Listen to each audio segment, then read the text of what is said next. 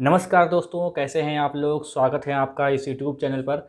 दोस्तों, हम लोग पढ़ रहे हैं history UP triple S C PET के लिए। तो अगला सिलेबस जो दिया था वो दिया था, चैप्टर दिया था बौद्ध धर्म। तो बौद्ध धर्म पढ़ेंगे क्योंकि सिलेबस के हिसाब से ही हम लोग हिस्ट्री पढ़ रहे हैं। ना उससे कम पढ़ेंगे ना उससे ज़्यादा पढ़ेंगे, ठीक है। तो भाई, चैनल पर जो लोग नए हैं वो कृपया सब्सक्राइब कर लें, बेल आइकन दबा दें जिससे आपको वीडियो का नोटिफिकेशन मिलता रहे, ठीक है। तो यहाँ पर मैं देख लूँ आवाज़ चल रही है। हाँ ठीक है, आवाज़ रिकॉर्ड हो रही है। चलिए भाई स्टार्ट करते हैं। बौद्ध धर्म की स्थापना। तो बौद्ध धर्म की स्थापना किसने की थी? गौतम बुद्ध ने की थी। बौद्ध धर्म की स्थापना किसने की थी? गौतम बुद्ध ने। देखिए, गौतम बुद्ध की जीवनी और उनके उपदेश और शिक्षा पढ़नी है क्योंकि यही सिलेबस में दिया हुआ है, ठीक है। देखिए यहाँ पर जन्म लिखा हुआ है कि 583 ईसा पूर्व में इनका जन्म हुआ था कुल साक्य में, ठीक है। और जन्म स्थान बहुत पूछा जाता है। तो जन्म स्थान देखिए, सन तो नहीं पूछा जाता है, लेकिन हाँ जन्म स्थान इनका बहुत पूछा जाता है। तो नेपाल के तराई में स्थित कपिल वस्तु के लुम्बिनी ग्राम में। अब कभी कभी कपिल वस्तु दिया जाता है, लुम्बिनी नहीं दिया जाता है, या लुम्बिनी दिया है कपिल वस्तु नहीं दिया है, ठीक है। तो दोनों आपको याद रखने हैं। कपिल वस्तु के अंदर जो है लुम्बिनी नामक ग्राम था, वहाँ पर इनका जन्म हुआ था। गण पूछा जाता है यांत्रिक, जाति कौन है? क्षत्रिय, और गौत्र गौतम। तो ये तीन चीज़ें भी आपको याद रखनी है, ठीक है। जहाँ से क्वेश्चन बनेंगे सारी चीज़ें इस पीडीएफ में है, चिंता वाली कोई बात नहीं है, आराम से पढ़ते चलेंगे हम लोग। देखिए अब क्या आता है कि जन्म हो चुका है तो इनकी माता का नाम क्या होगा भाई? क्योंकि माता ने जन्म दिया है तो महामाया माता जी का नाम था, जो कौशल राजतंत्र की कोलीय वंश से संबंधित थी, ठीक है। कोलीय वंश से संबंधित थी। ये क्वेश्चन आपको पता होना चाहिए किससे संबंधित थी? कोलीय वंश से, ठीक है। तो इनकी माता जो महामाया थी वो कौशल राजतंत्र की जो थी और कोलीय वंश से संबंधित थी, ठीक है।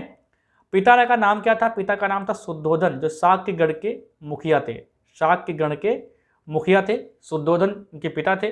और पालन पोषण किसने किया? तो पालन पोषण जो है प्रजापति गौतमी ने किया। हुआ क्या, इनके जन्म के दौरान जो है इनकी माता की मृत्यु हो गई थी। लगभग 7 दिनों के अंदर इनकी मृत्यु हो गई थी माता जी की।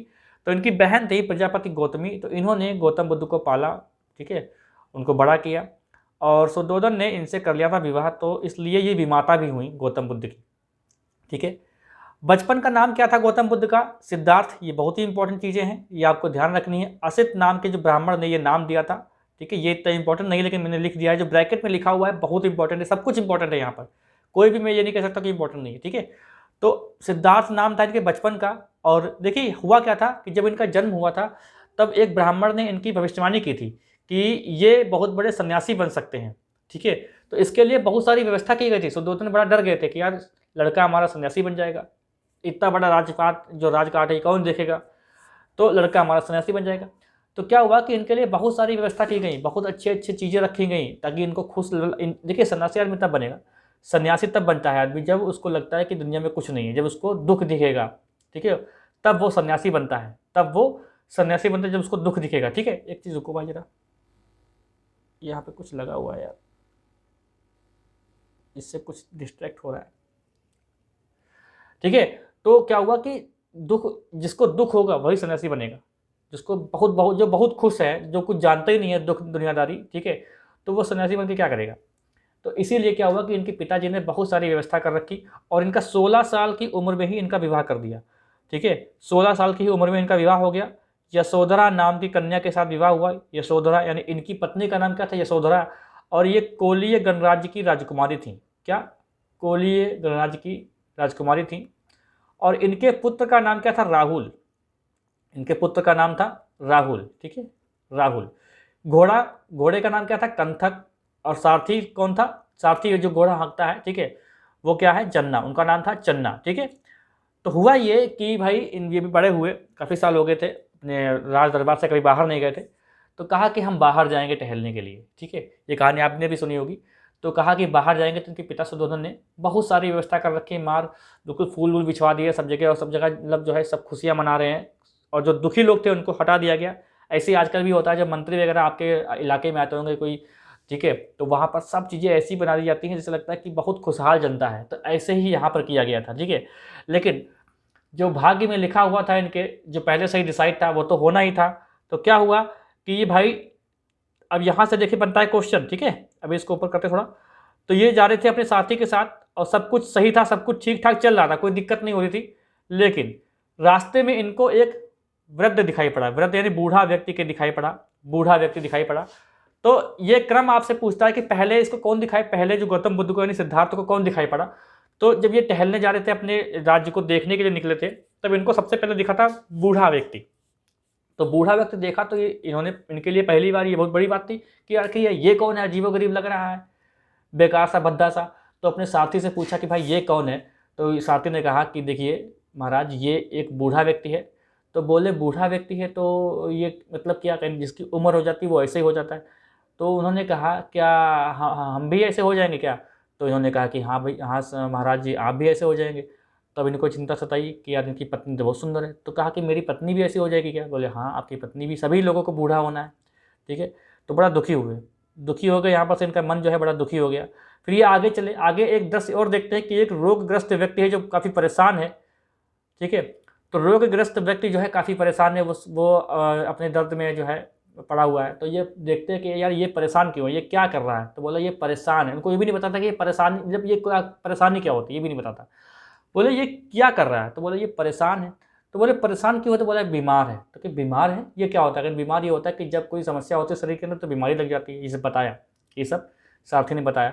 तो कहा अच्छा ठीक है, तो क्या कोई भी बीमार हो सकता है। तो बोले हाँ किसी को भी बीमारी हो सकती है और लगभग सभी को बीमारी होती ही होती है।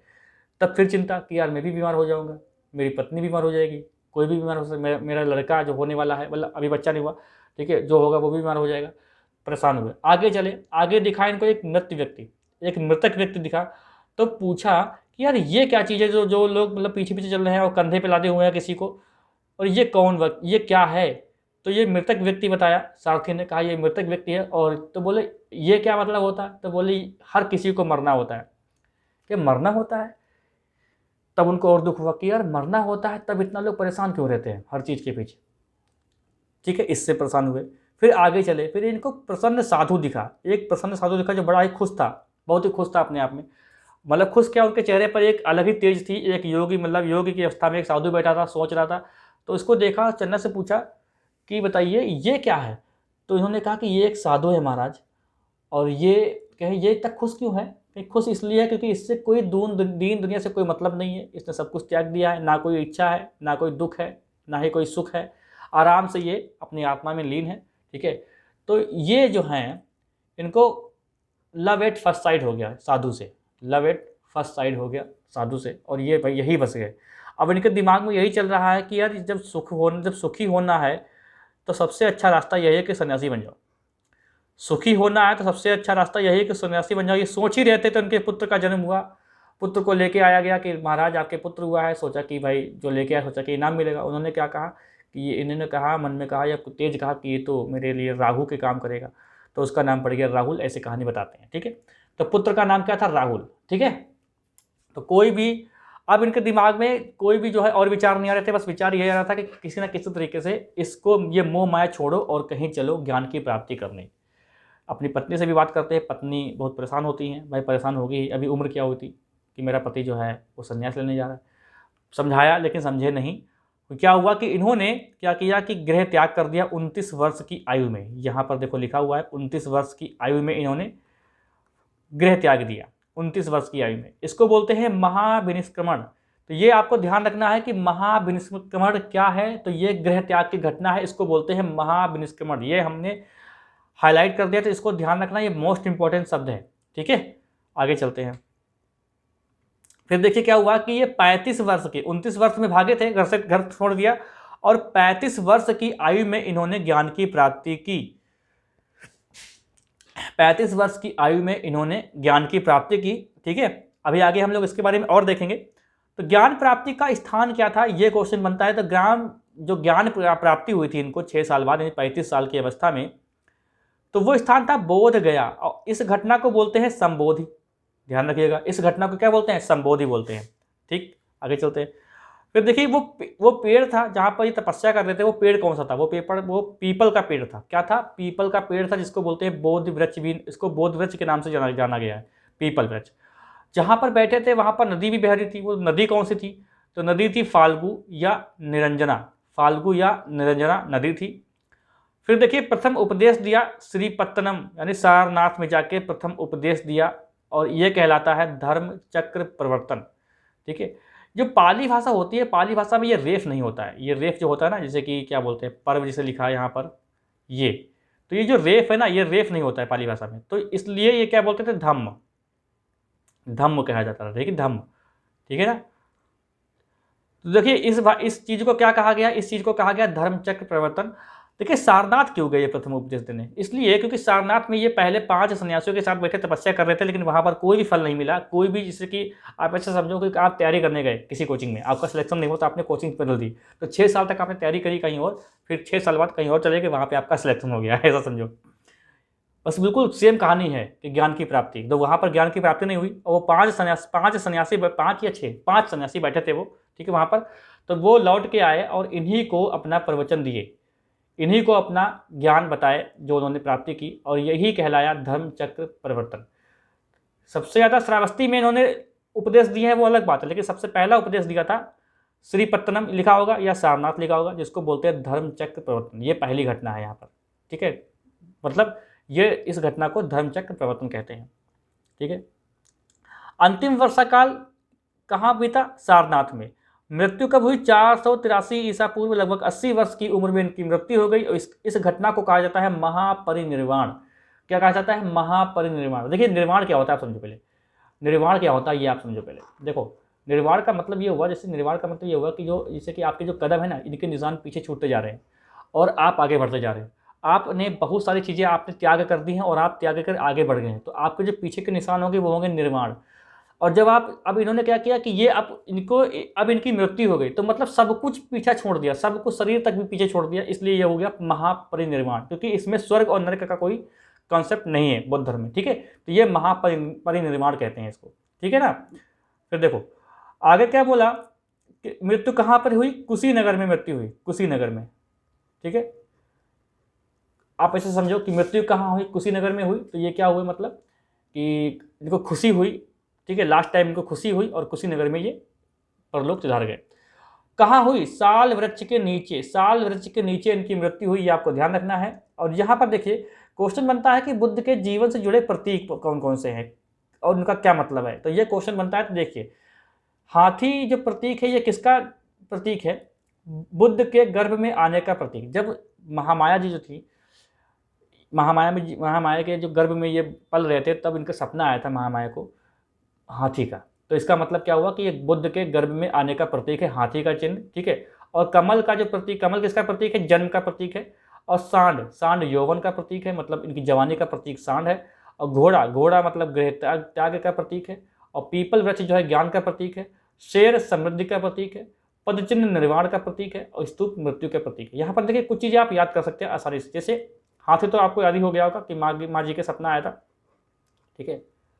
देखो कमल, कमल आपको याद रखना होगा, जन्म का प्रतीक है। सांड, सांड से बोलते हैं ना खुला सांड की तरह घूम रहे हो, तो जवानी में ही लोग खुला सांड की तरह घूमते हैं, ठीक है। तो ये सांड हो गया, जवानी यानी यौवन का प्रतीक है। घोड़ा, घोड़े से आप जा सकते हैं कहीं पर भी, तो आप जब इन्होंने गृह त्यागा होगा तो कहीं ना कहीं गए होंगे, तो ऐसे मान सकते हैं कि घोड़ा से गए होंगे, ठीक है। तो ये घोड़ा गृह त्याग का प्रतीक हो गया।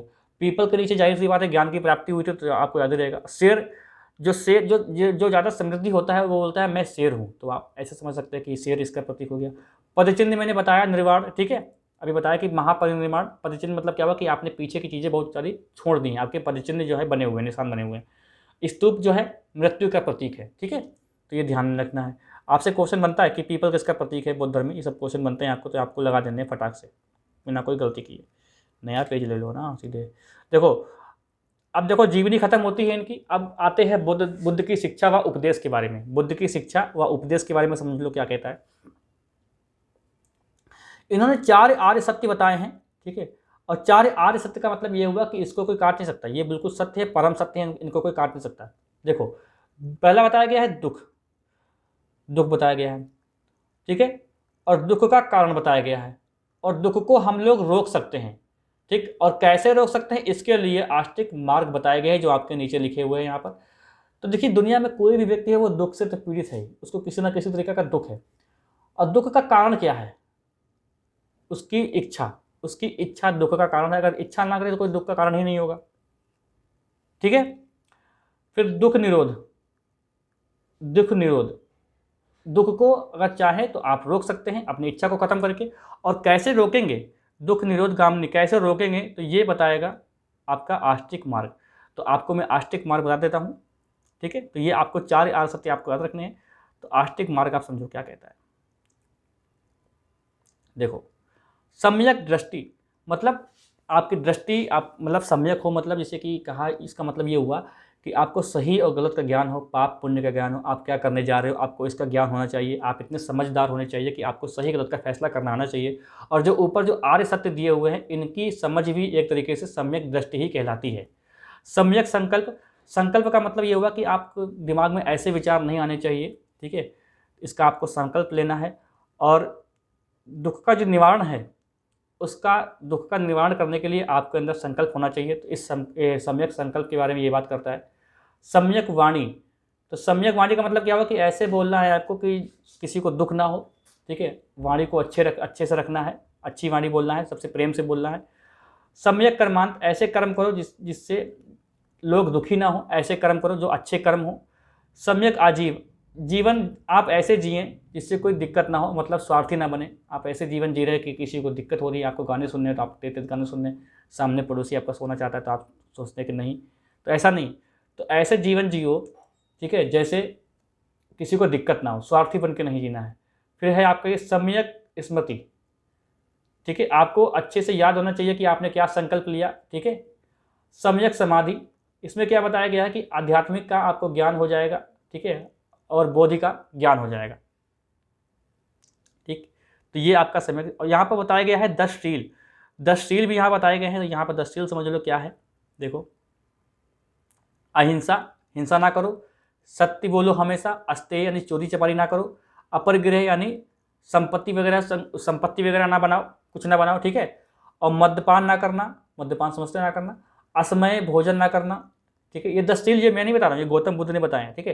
ये 10 शील के नाम से जाने जाते हैं, 10 शील के नाम से जाते। तो भोजन ना करना असमय, मतलब किसी भी टाइम आप खाने लगे, आप मिल गया तो आपने हचक के खा लिया, या फिर आप खाना ही नहीं खा रहे हैं, तो ये सब नहीं, आपका समय होना चाहिए खाने का, ठीक है।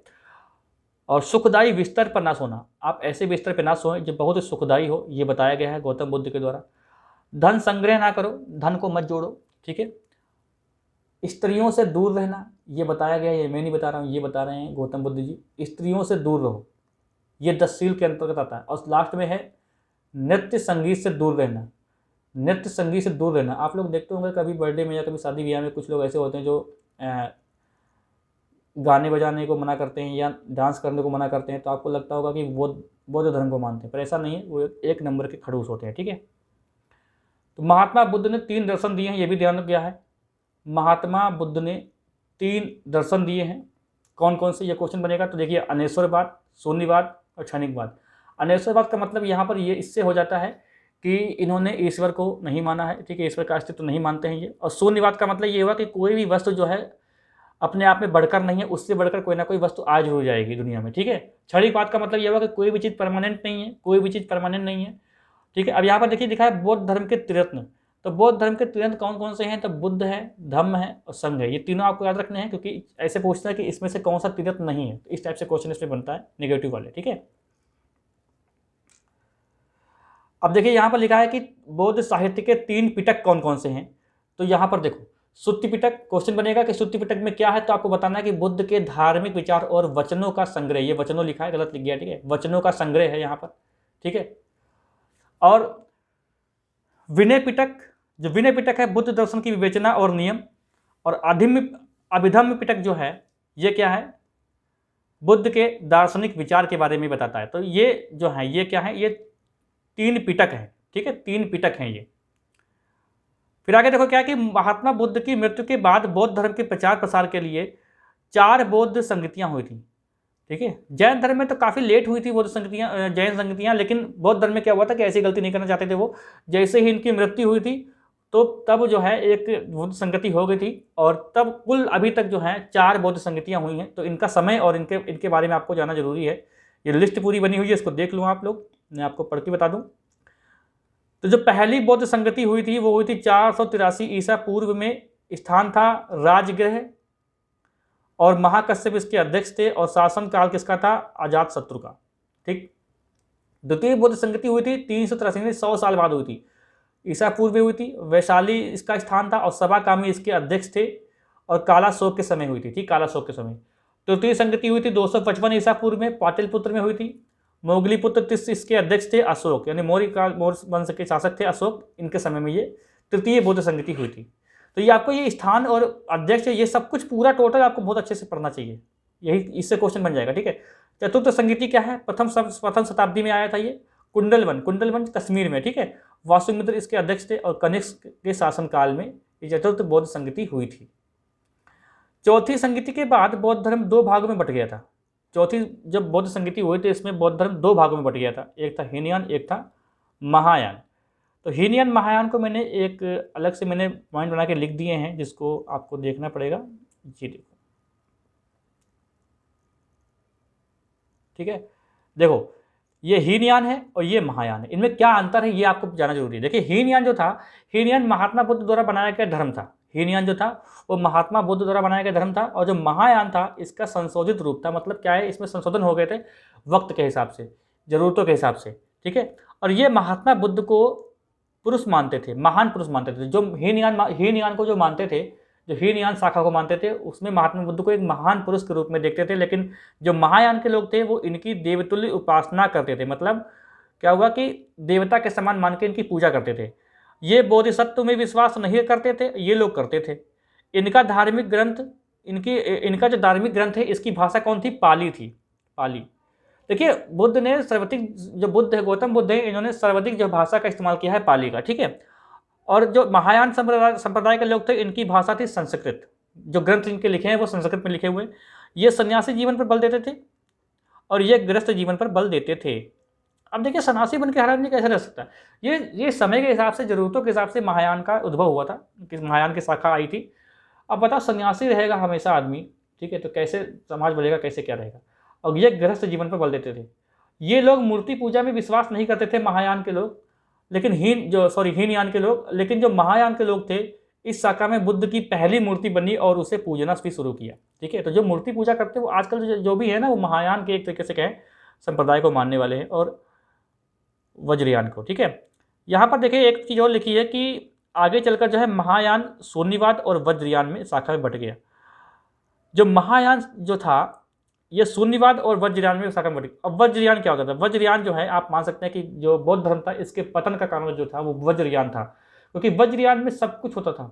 आप शराब पी सकते थे, आप जुआ खेल सकते थे, आप नृत्य कर सकते थे, आप गाना गा सकते थे, संपत्ति वाले सब कुछ कर सकते थे, मांस मछली सब कुछ खा सकते थे वज्रयान शाखा में जो भी लोग थे।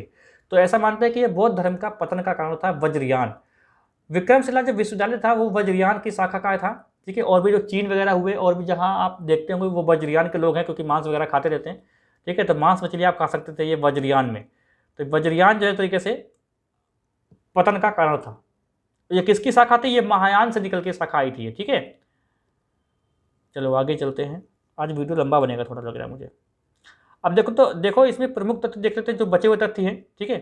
जैसे बुद्ध ने जब गृह त्याग दिया था तो उसके बाद ये अलार कलाम के पास पहुंचे थे। अलार कलाम के पास पहुंचे और सांख्य दर्शन की शिक्षा ली। सांख्य दर्शन के जनक किसे बनाता है, कपिल को, ठीक है।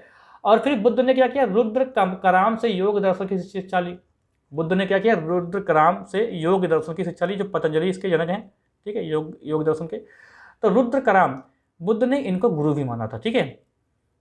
अब देखिए बताऊँ मैं कि मैंने बताया जब सारनाथ जब घूम के आते हैं, ठीक है, तो वहाँ पर 5 ऋषियों को ये उपदेश देते हैं। तो 5 ऋषि ये कौन से थे, तो ये जो थे वो बुद्ध ने शुरू के 6 वर्षों तक जो है मृगदाव वन में कठोर तपस्या की थी। तो उन्हीं के साथ ये तपस्या कर रहे थे उर्वेला में, ठीक है। सर्वप्रथम तपस्या कहाँ पर करी थी, उर्वेला में, ठीक है।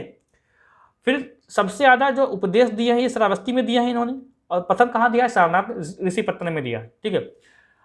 श्रावस्ती में ही अंगुलीमार ऐसे बोलते हैं, डाकू था वहाँ पर, जो लोगों को मारकर अंगुली जो है पहन लेता था, ठीक है, अंगुली की माला पहनता था। तो इसको तो गौतम बुद्ध को भी मारने आया था रात में, ठीक है। रात में जो है गौतम बुद्ध को भी ठिकाने लगाने आए थे। तो गौतम बुद्ध डरे ही नहीं। तो कहा कि डर क्यों नहीं रहे हो, तो बोले डरो आप डरो, क्योंकि आपको छुप छुप के चलना, मुझे छुप छुप के नहीं चलना। तो बहुत सारी संवाद हुए, कम से कम 1.5-2 घंटे तक इन्होंने समझाया अंगुलीमाल डाकू को। आखिर में जीत गौतम बुद्ध जी की हो ही गई। रात के 2-3 बजे ये बात हो रही है, क्योंकि दिन में कौन आएगा डाकू वगैरह, ठीक है। तब गौतम बुद्ध ने जो है इनको भी परिवर्तित कर दिया था। ये भी मतलब जो है बौद्ध धर्म को मानने वाले हो गए थे अंगुलीमाल डाकू, ठीक है। फिर बौद्ध धर्म को अपनाने वाली पहली महिला कौन थी? गौतमी थी, इनकी मौसी थी। और दूसरी कौन थी? अम्रपाली, जो एक डांसर थी, अम्रपाली, ठीक है। देखो, एक इनके आनंद जो थे, शिष्य आनंद, ये बहुत पीछे पड़े हुए थे कि भैया ऐसा करो, जहाँ देखो वहाँ चल देते हो सब लोग पुरुष, कम से कम महिलाओं, कुछ महिलाओं को ले आओ तो अच्छा भी लगे, ऐसा कुछ हुआ होगा। तो इनके कहने पर, इनकी जिद करने पर महात्मा बुद्ध ने जो है महिलाओं को भी एंट्री दे दी थी। हुआ क्या था कि इसमें कुछ रूल्स थे। रूल्स क्या थे कि 14-15 साल से कम बच्चों के एंट्री नहीं थी, यहाँ पर महिलाओं को एंट्री नहीं थी, खूनी वगैरह, डकैत वगैरह, ठीक है, जो गलत काम कर रहे, चोरी वगैरह, इनकी एंट्री नहीं थी। अंगुलीमाल डाकू जो है वो तो बौद्ध धर्म अपनाने के बाद जो है बिल्कुल सही हो गया था, तो इसके दौरान यहाँ पर एंट्री नहीं थी। तो ये आनंद जो इनके शिष्य थे, जो प्रिय शिष्य थे, आनंद और रूपाली, इसमें आनंद का नाम बहुत बार आता है। इनके कहने पर क्या हुआ था कि महिलाओं को भी शामिल कर लिया गया था इसमें। तो बुद्ध के सबसे प्रिय शिष्य कौन थे? आनंद और रूपाली, ठीक।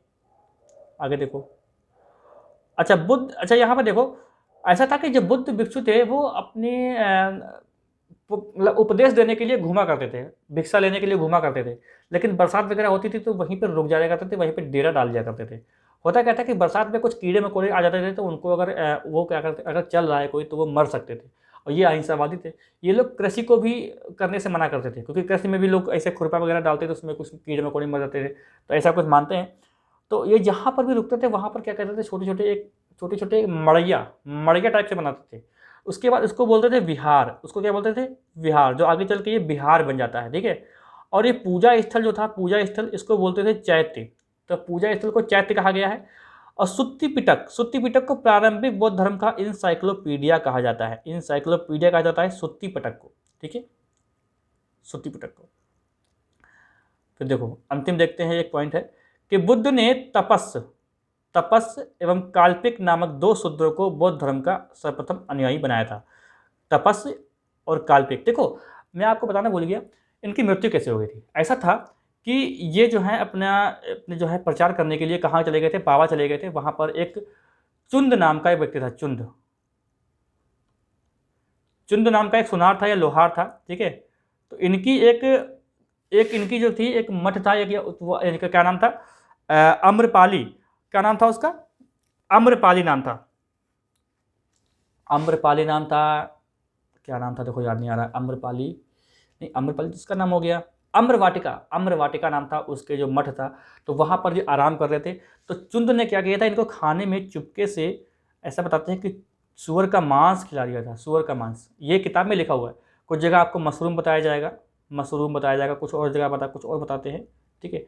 लेकिन किताब में मैंने पढ़ा है कि सूअर का मांस खिला दिया था। उसके बाद ये जो बीमार हो गए थे, और बीमार होने के बाद सीधे ये ठीक ही नहीं हो पाए थे, ठीक है, ये ठीक नहीं हो पाए थे। उसके बाद इनकी मृत्यु हो गई थी। तो चुंद नामक व्यक्ति ने क्या किया था, इनके साथ एक तरीके से गलत व्यवहार किया था, और अपने यहाँ अम्रवाटिका में शरण दी थी। उसके बाद उसने सूअर का मांस खिला दिया था, या आप कहते हैं मशरूम खिला। सूअर का मांस आपसे ना पूछा जाए तो मशरूम लिखा होगा, ये हालांकि क्वेश्चन नहीं बनता है। तो उसके बाद उनकी सीधे मृत्यु हो गई थी, ठीक है। तो यहाँ पर आपका ये पूरा होता है बौद्ध धर्म, जिसमें जीवनी और इनकी शिक्षा और उपदेश दोनों मैंने आपको बता दिए। अब जब क्वेश्चन बनेगा तो इसी से बनेगा। अगर आप लोग कहते हैं सर आपने बहुत सी चीज़ें छोड़ दी, तो कोई बात नहीं, अभी हम लोग प्रैक्टिस सेट भी सॉल्व करेंगे। हर जो भी सिलेबस, जो भी चैप्टर हमने उठाए हैं, उसका 1-1, 2-2 सिलेबस हम लोग उस पर क्या करेंगे, 1-1, 2-2 ऑब्जेक्टिव क्वेश्चन लगाएंगे। जो क्वेश्चन मैंने यहाँ पर कवर नहीं कराया है, क्योंकि कुछ क्वेश्चन नहीं मिलते हैं, तो उनको भी सॉल्व कर लेंगे। लेकिन बस आपको करना ये है कि आपको बराबर बने रहना है वीडियो पे, बराबर चैनल पे बने रहना है। ऐसा नहीं है कि आप कुछ देखें कुछ ना देखें, स्किप कर रहे हैं तो हो सकता है आपके क्वेश्चन मिस हो जाए। लेकिन मेरी कोशिश ये रहेगी कि UPSSC PET को मैंने टारगेट किया है, इसीलिए देखिए UPSSC PET के टारगेट को लेकर पढ़ाया जा रहा है। यहाँ पर जो सिलेबस दिया हुआ है आप लोग उठा के देख सकते हैं। पहले बौद्ध धर्म दिया है तो पहले बौद्ध धर्म पढ़ाया, उसके बाद जैन धर्म दिया तो मैं उसके बाद जैन धर्म पढ़ाऊँगा, ठीक है। तो इसी के हिसाब से पढ़ रहे हैं हम लोग, ना आगे ना पीछे। तो कोई सवाल अगर आपका हो तो आप लोग कमेंट कर सकते हैं। और बाकी चैनल पे जो लोग नए हैं वो कृपया सब्सक्राइब कर ले, बेल आइकन हो जाए जिससे आपको वीडियो का नोटिफिकेशन मिलता रहे। अपने साथियों के साथ वीडियो को जरूर शेयर किया करें। मिलते हैं हम लोग अगली क्लास में।